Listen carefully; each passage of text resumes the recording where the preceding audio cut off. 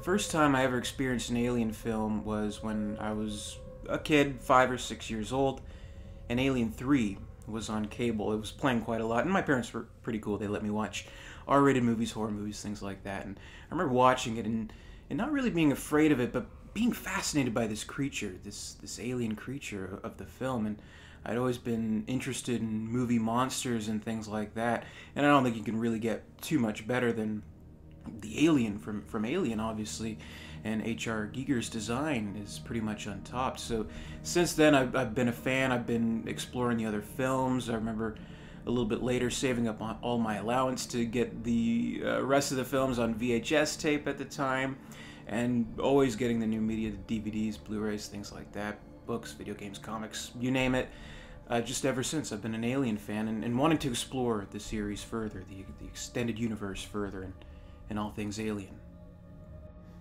The first Alien film I saw was David Fincher's Alien 3 in 1992. I was a massive film fan, in particular kind of action movies.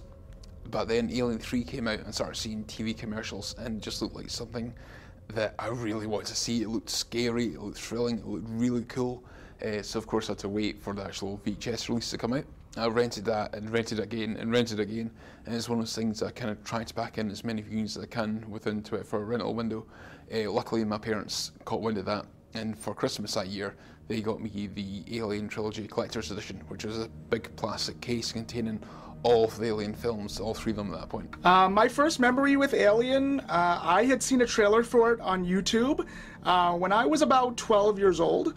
And it was the first trailer to ever kind of scare me, just because of the ambiguity of it, and I was just so enthralled with it. And I started asking my dad all these questions, like what is the alien itself, and what what is this movie that came out back in the 70s, but that still looks so terrifying. And my dad was rather vague with the details. He didn't let me see it for a long time. And Easter morning, out of all Easter mornings, I was 15 years old. I came downstairs and there was a copy of Alien sitting in my Easter basket. So that night, we made a big party out of it, and we turned off the lights, blasted the volume. We watched Alien. Of course, my dad hadn't seen it since '79, so it was kind of fun for him to experience it with me as well. And the movie scared me in a very good way, but to this day, I have seen the movie Alien probably 10 times, and as a writer and filmmaker, it continues to inspire me. I was always a massive fan of H.R. Giger's work. I can remember studying his work for a project in art class at high school. It's not until a little while later that I first watched Alien. I just turned on the telly and I had missed the opening credits, so I didn't know what the film was. It was still early on in the movie, so the horror aspect hadn't really kicked in yet. The crew was still very much alive, and there was something about the film's atmosphere. It was very intriguing, and I was always very impressed by the sets, the actual design, the look of the film. Everything seemed very tangible and believable. There was something there that just kind of I hadn't seen before. And then, of course, the most memorable scene with the impregnation of John Hurt, the late great John Hurt, of course, and the chest burster scene. I didn't see it coming. It literally blew my mind. I was horrified and disgusted and enthralled all at the same time. I want to say it was about 3 or 4 years ago when I first finally picked up the movie, and I've been hooked ever since. Like, it was everything people had been saying, and it's probably one of the best purchases I've ever made at HMV. As for a memorable story about my first time watching it, I mean, I was alone in the basement and it was dark out, so that's basically it. It's nothing too exciting, but it did add to the fear factor of it all. Might have lost some sleep over it, I admit to nothing. I remember when I was 6 or 7 and flipping it to the Sci-Fi channel. That was my favorite channel. So they had the Alien Marathon on, and I didn't know what to expect from it, because I liked Aliens, but I've never seen these Alien films before, and I remember watching them and being scared for like a week. I was 12 when I've seen Aliens, the second part, at my grandfather's place. He had a lot of films on VHS. I was amazed by everything about this movie. My first introduction to the franchise was when I was probably only about 11 or so, and my mum's a massive fan of Aliens. Basically, when I first watched it, I was really freaked out. It gave me nightmares thinking about what poor Newt had been going through, you know, before the Marines arrived, all alone in the empty, you know, LV-426 colony. I wouldn't say I became a fan until a few years ago when I watched Prometheus, but it prompted me to go back and to watch the other movies again. You know, naturally my favourite is Alien 1979, but I do have a nostalgic love for Aliens too. When I was about 9 to 10 years old, my parents let me stay with my nan, and on a Friday night she let me watch Alien for the first time. And after that experience, I didn't sleep for about 3 days. I went home and had nightmares for months, and I had fear of the film for years after that, but that fear eventually turned to curiosity, and I sought out the films again when I was older, so I watched them again, I appreciated them and absolutely loved them. I remember I was 7 years old when I first watched an Alien movie. It was Aliens, and I think I probably shouldn't have watched that movie at that age. I remember I was, as I say, I was 7 years old, and from the moment I watched that movie, I couldn't sleep alone till I was like 12 years old. But after that initial trauma went out, I started to get really curious about the franchise, and I became a huge fan ever since. I remember finding out about Alien when I was 6 years old. Now, I had known about Alien, and I would read comic books. My parents would buy me comic books when I was real young. Flash forward a little bit, I'm 6 years old, I'm staying at a friend's house, we're hanging out, you know, typical children sleepover thing. His dad comes home and says, "Hey guys, Alien's gonna be on tonight, we should watch it." And I was like, yeah, okay, sure. And I had been a big fan of horror movies at that point. Even at a young age, I was real into horror movies. The movie starts, and right away I'm hooked in, because they have like a giant spaceship, and I was getting into Star Wars at this point. So this was blending horror and sci-fi, which I didn't even know was possible at the time. And yeah, it was pretty amazing. Right off the bat, I was like hooked. I was in. I loved it. I was introduced to the Alien universe when I was 10 years old, and I was introduced by these two movies, which I know not many people like, but as a child I absolutely loved them. I thought these monsters were absolutely amazing and beautiful and yet horrifying at the same time. I was a kid, probably like 8-ish, and we were in a Blockbuster, so, you know, forever ago. And I remember seeing Alien on the shelf, and I was like, "Hey, Mom and Dad, we should watch this movie." And I was so young at the time, you know, and they were like, "No, probably not. You probably don't want to see that movie." They were like laughing and stuff. I was about maybe 7 or 8 when I started watching the Alien franchise. I just remembered going over to my friend's house. And I gotta think I was like 7 or 8, and I was going over there. He's like, "Hey, I got this brand new movie. Do you want to watch it?" I'm like, "Yeah, I want to watch it. What is it?" And he's like, "Aliens." He showed me on DVD. I was like, "Aliens? Sounds awesome." Like, "Oh yeah, let's watch it." That was the worst mistake I've ever done in my life. I was so scared that night that I could not fall asleep, and it just the movie literally terrified me. I first saw Aliens when I was about 15 or 16. I think the film had been out about 2 or 3 years by that point.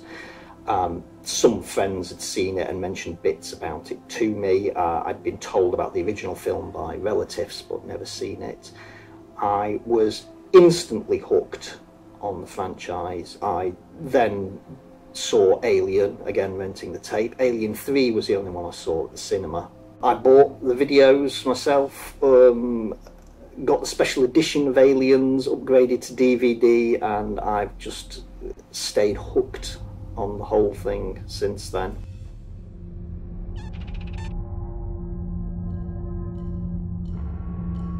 The moment I fell in love with Alien is when Brett is looking for Jonesy, and he's finding the skin on the ground, and the moment the alien comes down and like stands up, and I saw the dome and all the tubes and whatnot, I fell in love. Like, I fell in love with this series.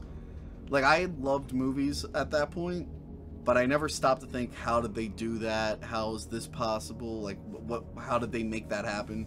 And when I saw that alien in like full motion, moving around, looking terrifying, having the tongue come out, that's when I first started to ask questions about movies. Like, how did they do this? How is any of this possible? As far as Alien memories go, my first memory of Alien actually came when I was watching Spaceballs.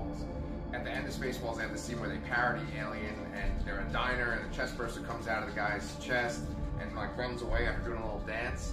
And as a kid, I had no idea what the hell that was, and I was intrigued. And when I finally did see Alien, and I saw that scene, it was terrifying. And I think that's the reason why the franchise has stayed with us for so long, because that one scene is so gruesome and so unexpected that it just rattled everyone when it first happened. A lot of the acting by Veronica Cartwright, Sigourney Weaver, Tom Skerritt, Yaphet Kotto, a lot of those actors, none of their scripts were really, like scripted. And when you read behind the scenes and, talk about the scene with Veronica Cartwright and then, the xenomorph bursting out of John Hurt, that was not scripted, and it was natural and it was beautiful. And that's like reality. That's like real life. Nothing in life is scripted. Everything is spur of the moment, and that's why that film is so good, because Ridley Scott does a fantastic job of creating a very realistic story in a fictional setting. Getting exposed to different directors like James Cameron and particularly Ridley Scott was hugely eye-opening, both in understanding the role of the director and their careers up until that point. It really opened my eyes to what a film director does, their use of mise-en-scène, their use of sound design, and their use of editing. H.R. Giger's work is very quite controversial. I mean, it deals with death and sexuality, and it gives the audience a feeling of wonder, which at the end of the day, I mean, we go to the cinema to be entertained, but films also should make you wonder about the universe and existence and things on a deeper level. And I feel that's what the original has. Ellen is in the escape pod and she's all safe and she's like, taking off her clothes. But the alien is still on there, and I just thought, oh my god, it's still alive. The most memorable scene when I was younger, and still to this day, is when the crew are crawling through the vents and they have a momentary pause and then turn around and the alien's there and it screeches and then it cuts out, because obviously dark area, small vents, it was that climactic moment where you saw that proper glimpse of the alien, and that always stood out for me.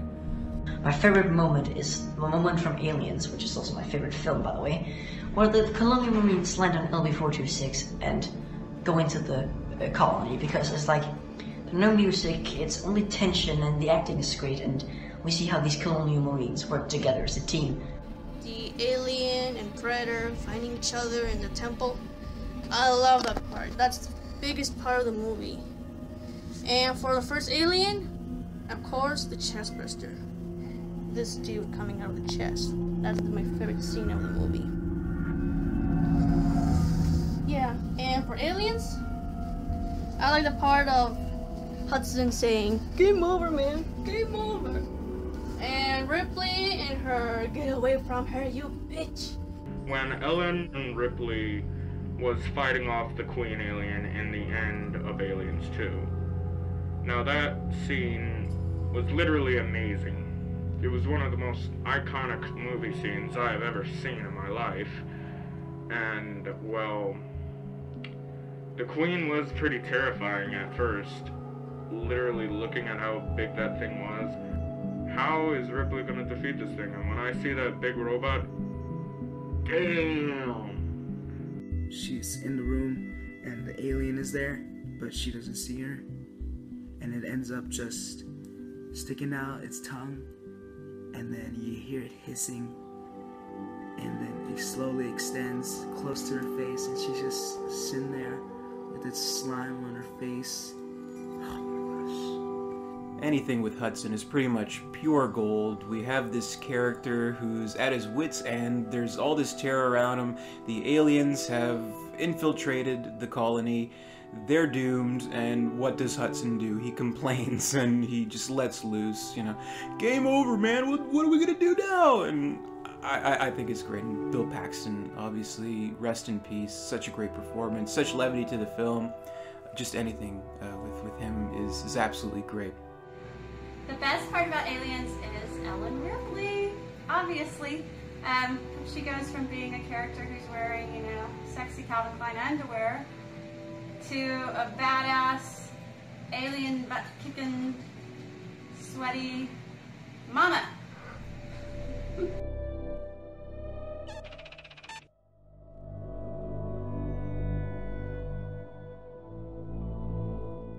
Hello all Alien fans, this is my Alien collection, hope you enjoy.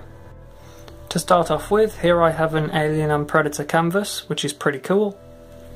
And then coming down here, I've got some stuff from the original 1979 movie, including the 1:4 scale Big Chap. And then here I've got some stuff from Aliens.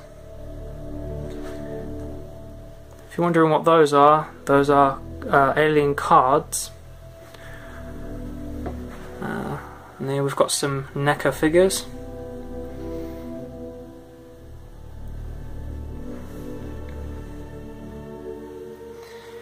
And then I've got some VHS tapes and DVDs and Blu-rays.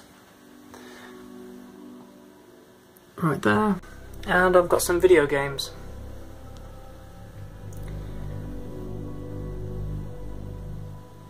So I've got several editions of each movie. Also got the Alien and Predator soundtrack, or Alien vs Predator, sorry. And I've also got an Alien mug with my name on, which is pretty unique. And to finish off, here's some books. Very good book, Prey.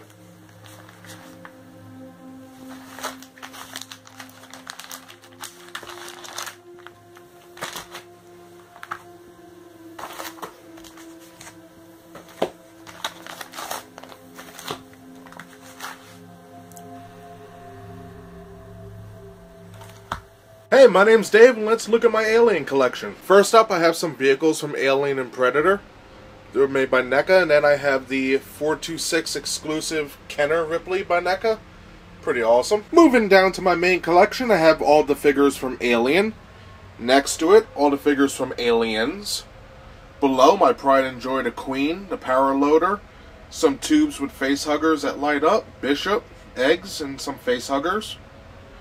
Next to it, we have figures from Alien 3, as well as the video game Alien Isolation. Below that, I have the NECA throwbacks to Kenner, and these guys are great. I love the Gorilla Alien.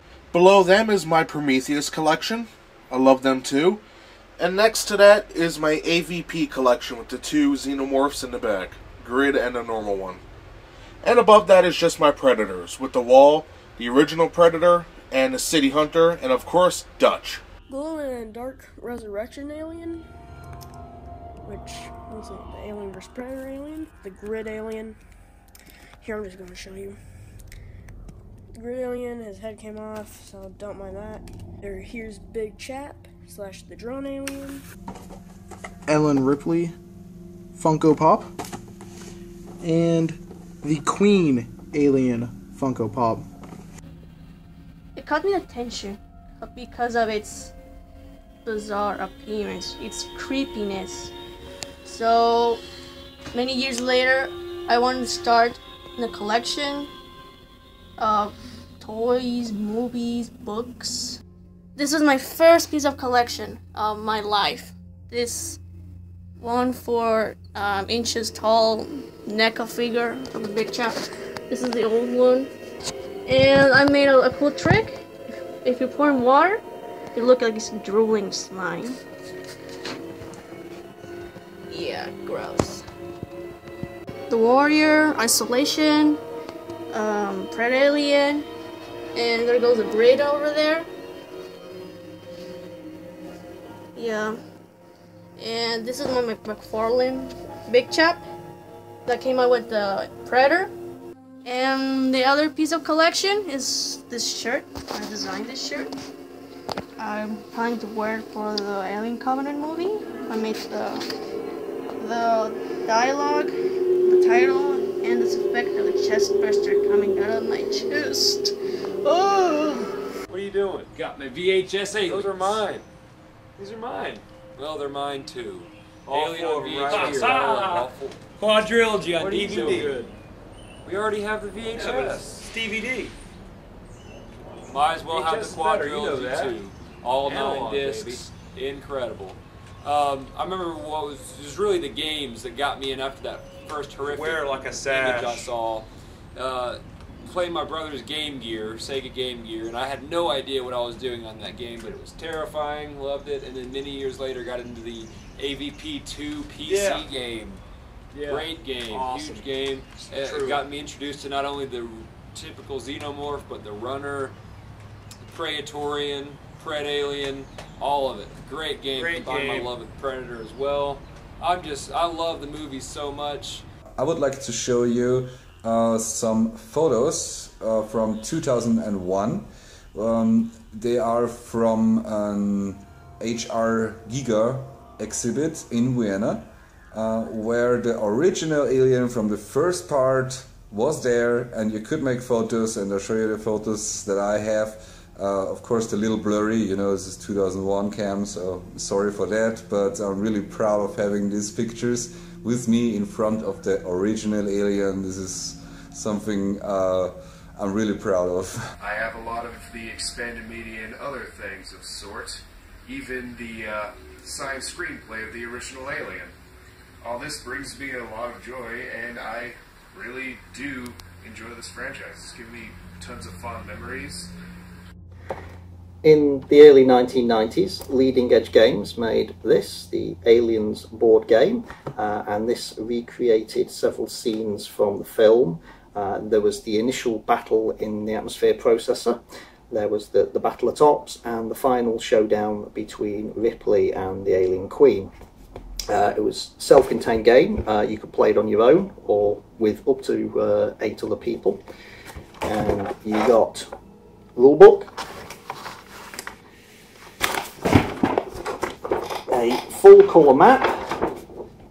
You see, shows that's inside the atmosphere processor here. You have to get from this side of the drop to the exit over here, and then you've got operations and the air vents down here. And in addition to the basic game, Leading Edge also produced an expansion. It came with another full colour map, and this introduced extra rules, and it also put in a couple of hypothetical scenarios of what if the Marines tried to rescue Apone and Dietrich from the nest, and what if they'd gone hunting for the Alien Queen. It's a bit hard to come by now, but if you can find it, well worth a look. The favourite piece in my Aliens collection is this. This is my M41A pulse rifle in carrying case. You see it's got 2 magazines. One of the magazines came with the kit, which is resin off eBay. The other magazine is just made of balsa wood. The grenades are 3D printed, bought off the internet, and again the sling bought off the internet, and he's made from some of the car seatbelt material. The rifle itself I modified slightly by putting a hole here so that when I insert the magazine the ammo counter lights up. It is tragically stuck at 95. I couldn't figure out a way of doing a countdown system very easily, but still I think this is a nice piece to have in my collection.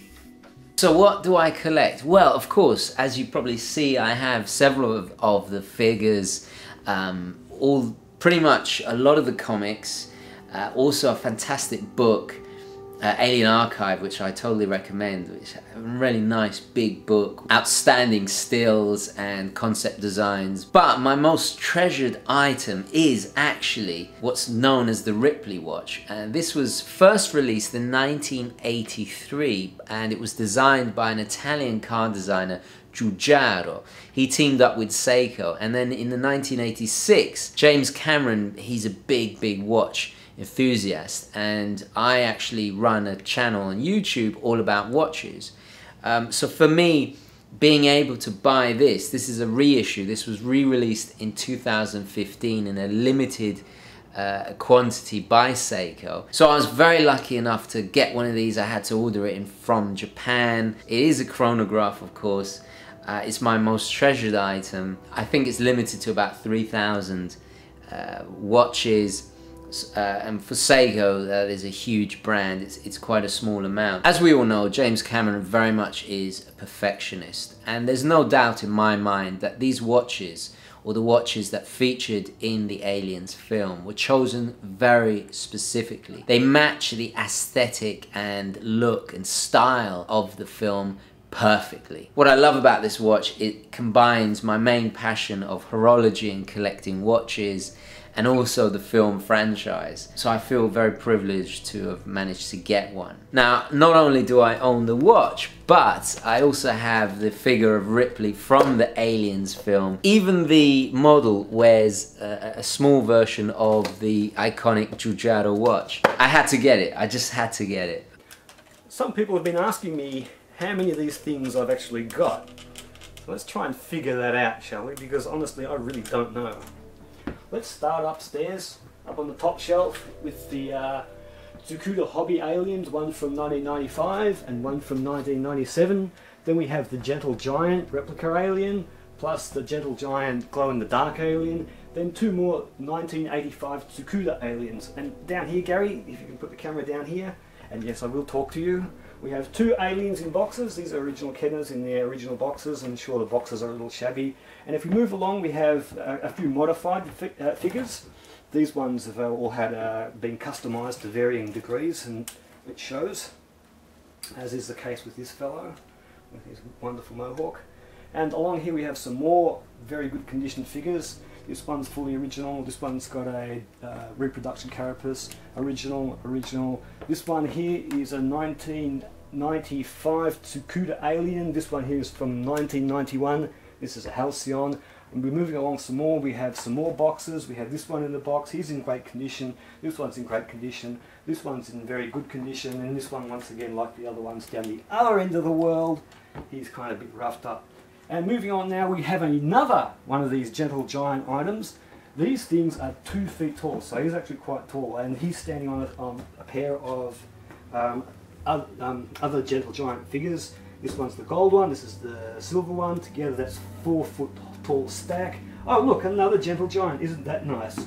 I bet they didn't expect that. Anyway, here's the latest release from Super 7 and the prototype version of that figure. Down here now, I hope you're keeping count of what's happening here, because this is where it's going to start getting very interesting as far as numbers go. Now this box is full of Kenner aliens, and there are 2 boxes inside, and they are full of Kenner aliens as well. So I hope that messes up your tally, but we're going to confuse you even further. Now let's see what we can do, Gary. I'll just get around here, I'll just move this fellow out of the way, and we'll get into this box. And once again, there's more aliens in here. Here you go, so there's, I guess, 3 in there, and we open up this drawer, there's another 4 in there, and yeah, 4, there's definitely 4 in there, and inside this box, once again, we have more Kenner aliens, and these ones are disassembled and all in parts, and I have no idea how many are actually in there. So, as to the question, how many of these things do I actually own? No, I cannot give you a straight answer.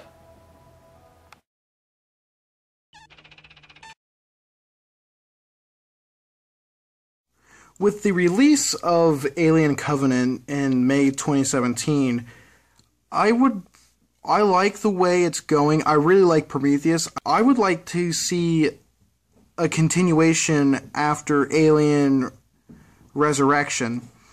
I like to see what happens after that. Like, and see aliens from like the Dark Horse series, like the gorilla, the crocodile, the T-Rex, the praying mantis aliens. I would like to see that a lot. It's a really exciting time to be an Alien fan. You might not agree with every choice that people make, but you need to agree with the passion behind them. And I'm really glad that 20th Century Fox have got back on the Alien brand. We've had great additions to the franchise like Alien Isolation, numerous books capturing what makes the Alien franchise so special. Gosh, as far as the future of Alien, it's really hard to say, because if you would ask me a few years ago when I first saw Alien Resurrection, I would have said there's going to be nothing after this. Like, I think Ridley Scott and all the creators have done their thing. But then, of course, Alien Covenant is going to be coming out soon, and I am thrilled to go see that in the theater. Really, anything with xenomorphs, I would sit my butt down in the theater. I mean, if it was xenomorphs going out to a restaurant, I would still pay money to go see it in the theater. I just realized that about myself. The future, I honestly just hope for honest filmmakers to make amazing movies that aren't just kind of cash grabs. I hope for more Alien novelizations. I hope for the fans to just keep getting more and more xenomorph stuff that we can all discuss and debate. Because seriously, this universe is, I think, is huge, and I think there's a lot of new exploring that can be done with new installments of the franchise. The future for Aliens looks promising because of the new film coming out soon, and I'm going to see it, by the way. No, I'm definitely going to see it. So, yeah, I think it's going to be great. I hope it is. Let's hope they're not going to pull a Star Wars prequel on us. The way Alien has come to be these days tends to be very cutesy. Our latest movies being like we had Resurrection, we had the Alien vs. Predator movies, those two. Those really screwed everything up for Alien. And now, with this new Alien movie coming out, Covenant, it's going to really bring back the core of what Alien is. A monster, a demon among men. That's really going to help solidify the unknown of Alien. It would be lovely to see Sigourney Weaver return to the franchise, although I think there's so many great stories in the comic books that there's always something new to bring to the table. But I will still always love and enjoy rewatching the classic originals, or what I consider the original three. There's just something special about them. They set a new standard. They've been mimicked to such an extent, from the creature design to the sets. They really are the benchmark for me of alien or science fiction films in particular. It really is a great time to be an Alien fan, because now more than ever the series is experiencing this resurgence. There's new fans exploring the series every day and finding out about these movies, right? And with the release of Alien Covenant upcoming, there's going to be more fans discovering it, which is a great thing. And with each movie I've found, they're all a completely different experience. Some different genres, mixing in horror and sci-fi with like action, with aliens, and even like a little bit of comedy, Alien Resurrection. So good or bad, there's always something different about the Alien films, which is really what I cherish about it, and we get to see from different directors and their style. So we have Ridley Scott back, which is great, but I'd hope for the future that we get other directors putting their little stamp on it. So I think this is a series that's going to last, it's going to endure, and new fans will discover it every day, and that's a pretty great thing. Happy Alien Day.